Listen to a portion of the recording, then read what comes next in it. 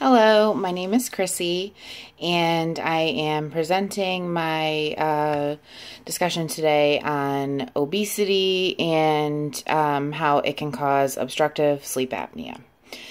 Obesity is an excessive amount of fat on a person's body. To be clinically diagnosed by a doctor with obesity, the person has to have a body mass index, what's known as a BMI, of greater than or equal to 30 kilograms per meter squared.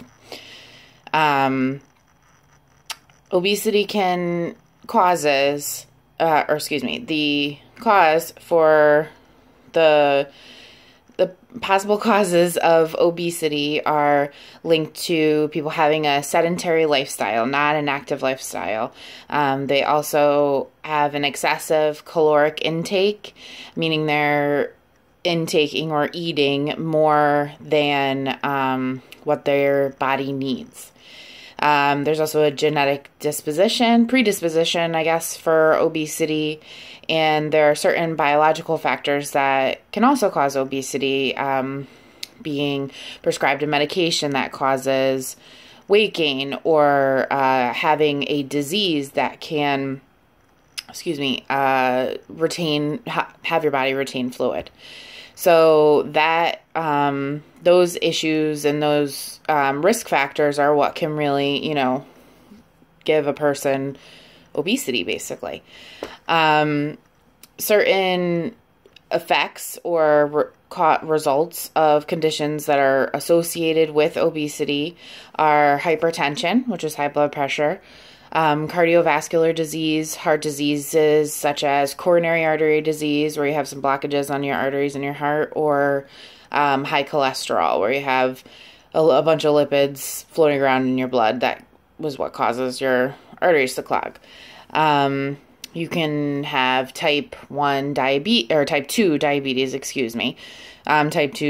is the non-genetic or hereditary diabetes, and that's really related to obesity and overweight, poor eating habits. Then other diseases that are related to obesity or can be exacerbated by obesity are polycystic ovarian syndrome. Depression is a big one.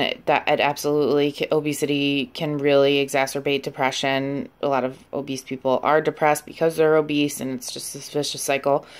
Non-alcoholic fatty liver disease and arthritis. So a lot of weight on your bones is going to cause them to break down a lot faster than what they normally would be as pertaining to old age. So the condition that I've chosen to highlight tonight is what's called obstructive sleep apnea, abbreviations OSA, and that's also known as hypoventilation syndrome. And it's a disease that can be caused by a person being obese. To quote an article I found on the internet,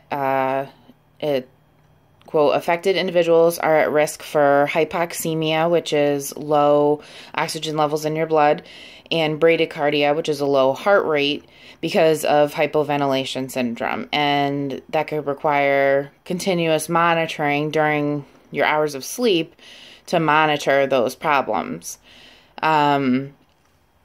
Obstructive sleep apnea has a bunch of descriptive markers related to obesity, such as a large neck circumference. So if somebody's neck is really thick, or they have no neck, it looks like I don't in this video, but I promise you I do.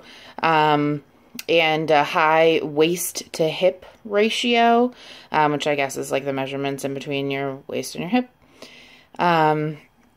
Some statistics that I had found in researching this topic were that an estimated prevalence in North America is approximately 20 to 30% of males and 10 to 15% of females have, when they've been diagnosed with obstructive sleep apnea, are obese. So that is 30% of men who are diagnosed with sleep apnea are obese, and 15% of women. So it's a pretty high number considering, the amount of people in this world and what other things can cause obstructive sleep apnea. When the definitions are more strict and used, it's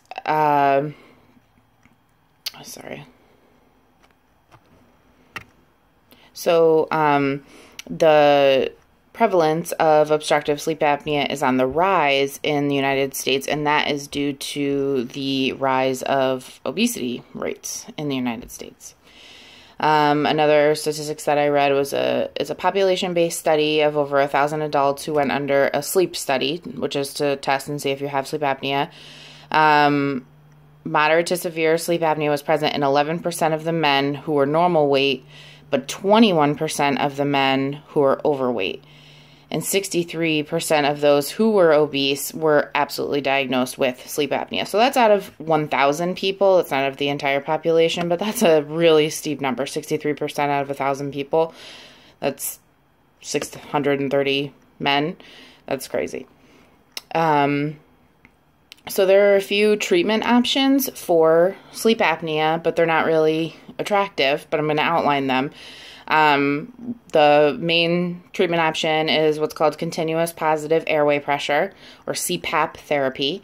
That's a machine that sits on the side of your bed. This is my bed behind me, but I don't have a machine. With a tube running to a mask over your nose and your mouth that you literally have to sleep with on your mouth and your nose throughout the entire night, well, you're supposed to, and it blows air into your airways because your body is too obese or it's not processing the air appropriately. I mean, who wants to have air blown into their face by a constricting, like, claustrophobic CPAP mask? Nobody. Probably. I mean, but if it's a relief, that's what you do. Excuse me. Getting a dry mouth because of me talking. There's also an upper airway surgery that you can have. So you can go under the knife if you wanted to have that, which it removes excess skin around your mouth palate to allow for air to flow through easier as well. Or you could lose weight. Weight loss can decrease your risk for obstructive sleep apnea by decreasing your obesity rate tenfold.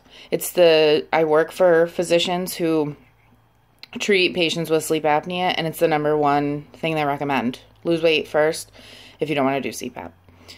And I think that's the end. Thanks.